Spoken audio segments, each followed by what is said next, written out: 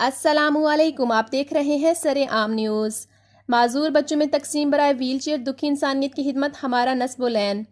Toba take Singh में अल हिदमत foundation disaster management के ज़ेर एहतमाम और मियाँ अरशद जवेद एडवोकेट उम्मीदवार MPS जमात इस्लामी की ज़ेर क़यादत में दूसरे मरहले में महल्ला अवामी बस्ती गली नंबर 1 टोबा सिटी में 2 माजूर बच्चों मोहम्मद हारून और एहतशाम अली को व्हील चेयर अल हिदमत फाउंडेशन की जानब से फराहम की गई।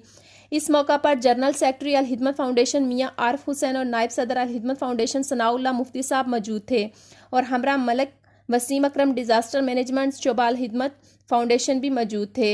और हम ये तमाम फलाही काम रज़ा इलाही के हसूल के लिए करते हैं और अल्लाह पाक की अल हिदमत के दोस्तों की इस काविश को कबूल फरमाए और इंशाल्लाह आने वाले दिनों में मजीद टोबा के माजूर लोगों को मरहलावार व्हील चेयर फराम करेंगे। मुंजानिब मलिक वसीम अकरम, डायरेक्टर डिज़ास्टर मैनेजमेंट अल हिदमत फाउंडेशन, ज़िला टोबा टेक सिंह।